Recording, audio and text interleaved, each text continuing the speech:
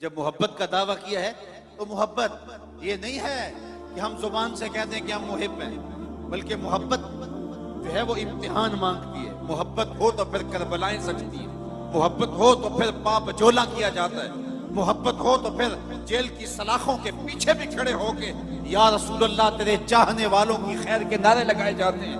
تو محبت امتحان مانگتی ہے، محبت تقاضا کرتی ہے کہ اب امتحان دو۔ ہمارے استاد پڑھا کرتے تھے عاشق عاشق ہر کوئی آکھے پر عاشق بنتا مر کے، زہر پیالہ کوئی نہیں پیندا پر عاشق پیندا بھر کے۔ تو جب محبت کا دعویٰ کیا ہے تو اس کے تقاضے نبھانے پڑیں گے۔ ہمارا دین ہم سے تقاضا کرتا ہے کہ ہم اچھے اعمال کا ذخیرہ جمع کریں۔ تیسری بات جو ارشاد فرمائی وَتَوَاصَوْا بِالْحَقِّ، حق کی وصیت۔ حق سے مراد کیا ہے؟ امام قرطبی نے یہاں 3 قول بیان کیے ہیں۔ حق سے مراد اسلام ہے، حق سے مراد توحید ہے، اور حق سے مراد قرآن ہے۔ یعنی اگر اسلام لائے ہو تو پہلی بات یہ ہے کہ ایمان لانے کے بعد تمہارا وظیفہ عمل اتنا مضبوط ہونا چاہیے کہ تم دور سے پہچانے جاؤ کہ تم حضور کے غلام ہو۔ یہ نہ ہو کہ لوگ پوچھیں تم کون ہوتے ہو اور تم پاسپورٹ پیش کرو یہ دیکھو مذہب کے خانے میں اسلام لکھا ہوا ہے۔ میرے استاد فرمایا کرتے تھے صاحب یہ نہ ہو کہ لوگ تمہیں پوچھیں اور تمہیں بتانا پڑے کہ یہ دیکھو مذہب کے خانے میں اسلام لکھا ہوا ہے۔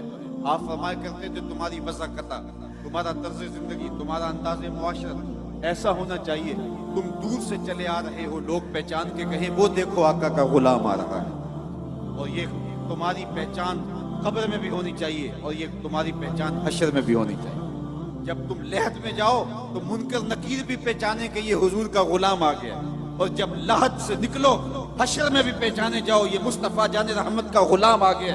اپنی وضاقت اور اپنا طرز زندگی ایسا بتاؤ کہ دور سے پتہ چلے کہ حضور کے غلام ہیں۔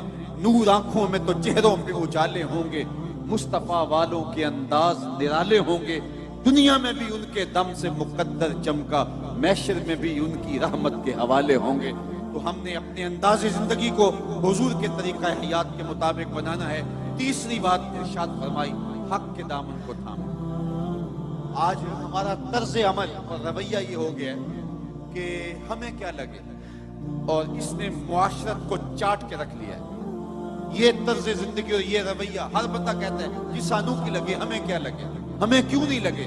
حضور نے ارشاد فرمایا جب لوگ کشتی میں بیٹھ جاتے ہیں اور ہر بندہ اپنی اپنی جگہ گھیر لیتا ہے اور اس اپنی جگہ کا مالک بن جاتا ہے، اور ایک شخص اپنی جگہ پہ سوراخ کرنے لگ جاتا ہے کشتی کے اندر، تو باقی اگر کہیں ہمیں کیا لگے، اپنے گھر میں کر رہا ہے، اپنی جگہ میں کر رہا ہے، اپنے گھر چھاج بجائے یا چھلی بجائے، جس طرح آج کل جو ہے وہ مثال دی جاتی ہے، تو وہ کشتی میں اپنی ہی جگہ میں سوراخ کرنے لگ جاتا ہے۔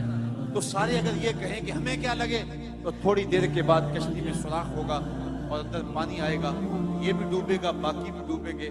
ہمدردی اپنے ساتھ اس کے ساتھ یہ ہے کہ اس کا ہاتھ پکڑا جائے، اسے روکا جائے تاکہ ہلاکت سے بچایا جائے۔ جب معاشرتوں کے اندر برائیاں پھیلنے لگ جاتی ہے تو یہ کہہ کے کہ ہمیں کیا لگے، جو کرے گا وہ بھرے گا، جان نہیں چھڑائی جا سکتی۔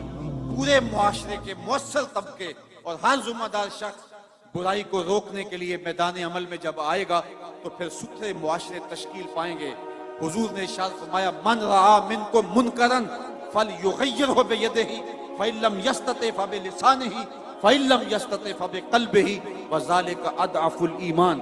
فرمایا تم میں سے اگر کوئی شخص برائی ہوتے دیکھے تو وہ ہاتھ سے روکے، ہاتھ سے نہیں روک سکتا تو زبان سے روکے، یہ طاقت بھی نہیں ہے تو پھر دل سے برا جانے، اور یہ سب سے کمزور ترین ایمان کی علامت ہے۔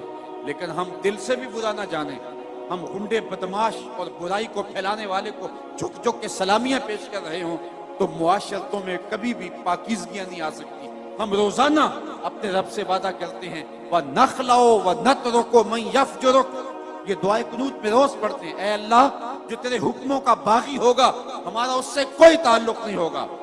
آج کے اس اجتماع میں آنے والوں اپنی ذمہ داریوں کو سمجھو، اور اسلام نے ہمیں جو خوبصورت نظام زندگی دیا ہوا ہے اس سے نفع حاصل کر کے اس معاشرے کو جہنم زار ہونے سے بچاؤ اور اس معاشرے کو پاکیزہ کرو۔ آج ہی ہم یہاں نکل رہے تھے تو اتنی بچیوں کے جہیز کے حوالے سے بات ہوئی تو مجھے ایک دوست کہنے لگا کہ مجھے ایک فون آیا ہے کہ میری بیٹی جوان ہے تو وہاں میری بیٹی کے لیے بھی سفارش کیجئے. تو میں نے کہا صاحب وہاں سفارش تو نہیں ہے اور وہاں قرآن اندازی ہے. تو ایک صوفی شوکت علی قادری صاحب کتنی بیٹیوں کا جہیز دیں گے؟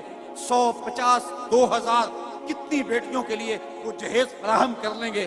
ہمیں عملی طور پہ جدوجہد کرنی چاہیے کہ معاشرے کے اندر سے اس رسم بد کو مٹایا جائے اور ہم ایک ایسا پاکیزہ معاشرہ تشکیل دیں کہ جہاں جو ہے وہ انسانی قدروں کا حیا ہو، اور معاشرے کے اندر جو پھیلی ہوئی غلاظتیں ہیں اور غلط رسومات ہیں جنہوں نے معاشرے کا سکھ چھینا ہوا ہے.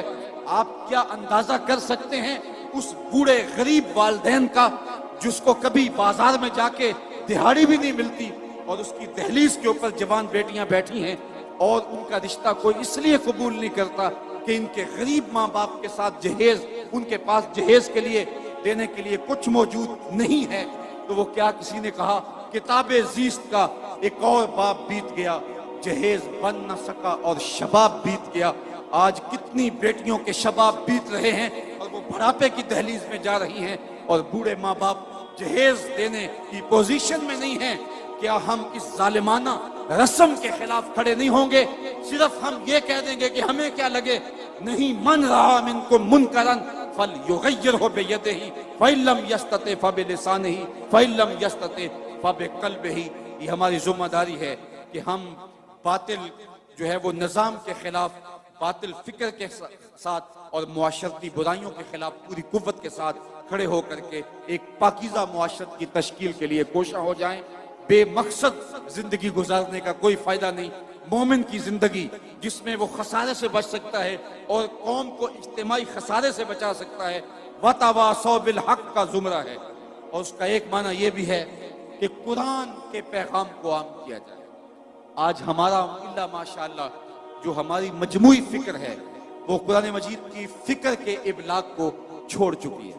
ہمارا انداز یہ ہے کہ قرآن جس مقصد کے لیے نازل ہوا تھا آج ہم اس کو ترک کر چکے ہیں. قرآن مجید ایک زندہ کتاب ہے. اتنا خوبصورت نصاب کسی قوم کے پاس نہیں ہے.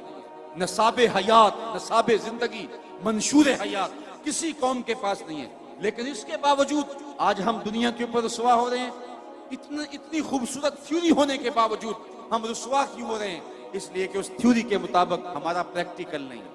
ہماری زندگی اس قرآن کی تعلیمات کے مطابق نہیں گزر رہی ہے. آج دنیا کے اوپر رسوائی، ذلت ہمارا مقدر بن گئی. اقبال نے جب شکوے کی زبان کھولی نا تو شکوہ رب سے کیا تو لہجہ بڑا تلخ ہو گیا. تیرے کعبے کو جبینوں سے بسایا ہم نے، نو انسانی کو غلامی سے چھڑایا ہم نے، صفائے دہر سے باطل کو مٹایا ہم نے، تیرے قرآن کو سینوں سے لگایا ہم نے. پھر بھی ہم سے گلا ہے کہ وفادار نہیں. ہم وفادار نہیں، تو بھی تو دلدار نہیں. بڑا سخت لہجہ تھا لیکن جب جواب آیا تو سارا نشہ اترتا ہے. لفظ وہی ہیں، صرف صیغہ بدلتا ہے. جب کہا نا کہ تیرے کعبے کو جبینوں سے بسایا کس نے، تو جواب آیا میرے کعبے کو جبینوں سے بسایا کس نے، نو انسانی کو غلامی سے چھڑایا کس نے، صفائے دہر سے باطل کو مٹایا کس نے، میرے قرآن کو سینوں سے لگایا کس نے. تھے تو آبا وہ تمہارے ہی مگر تم کیا ہو، ہاتھ پہ ہاتھ دھرے منتظر فردا ہو، ہر کوئی مستے میں ذوق تن آسانی ہے، تم مسلمان ہو یہ انداز مسلمانی ہے، حیدری فقر ہے نئے دولت عثمانی ہے، تم کو اسلاف سے کیا نسبت روحانی ہے، وہ معزز تھے زمانے میں مسلمان ہو کر، تم خار ہوئے ہو تارک قرآن ہو کر. آج کتاب ہم نے اس لیے رکھی ہے کہ بیٹی کو جب رخصت کریں گے تو قرآن کے سائے تلے سے گزار دیں گے. جب لڑائی ہو گئی تو قسم کے طور پہ قرآن کو سر پہ اٹھا لیں گے. نئی دکان بنائی ہے، مکان بنایا ہے، بچوں کو بلا کے قرآن پڑھا لیں گے. بوڑھے فوت ہو جائیں گے تو اس قرآن مجید کی تلاوت کروا کے ان کو اصالِ ثواب کریں گے. میں اس کا انکار نہیں کرتا قرآن کی برکتیں مرنے والے کی قبر میں اترتی ہیں. میں اس کا انکار بھی نہیں کرتا قرآن کے نور کے مقابلے میں کوئی نار نہیں ٹھہر سکتی. جن بھگانے کے لیے یہ اچھا نسخہ ہے. میں اس بات کا بھی انکار نہیں کرتا کہ مکان میں پڑھاؤ تو برکت ہوگی، لیکن میرا نقطہ نظر وہی ہے جو اقبال کی فکر ہے. بندے صوفی و ملا اسیری حیات از حکمت قرآن گیری، با آیات اشترا کار جزی نیز یز یاسین او آساں بمیری. اقبال کہتا ہے تو جاہل صوفی اور کاہل ملا کے ایسے پھندے میں پھنسا کہ تو نے قرآن سے زندگی تلاش نہیں کی. قرآن کی آیتوں سے تجھے صرف اتنا سروکار ہے. جب تیرے بوڑھے کی روح اٹک گئی تو تو سورہ یاسین لے کے بیٹھ گیا کہ میں قرآن کی تلاوت کروں, سورہ یاسین پڑھوں تو اس کی روح آسانی سے نکل جائے. اقبال کہتا ہے اس میں کوئی شک نہیں, اس کی روح آسانی سے نکل جاتی ہے. لیکن افسوسناک پہلو یہ ہے کہ اس قرآن سے بھی تو نے مرنا سیکھا, کاش اس قرآن سے جینا سیکھ لیا ہوتا. یہ کتاب زندہ ہے, یہ حیات آفری کتاب ہے, اس کا لفظ لفظ حیات دیتا ہے, زندگی کی خیرات بانٹتا ہے. لیکن اس کتاب سے بھی تو نے مرنے کی راہیں تلاش کی, اس سے تو نے جینے کا راستہ تلاش نہیں کیا. وَتَوَاصَوْا بِالصَّبْرِ, آخری بات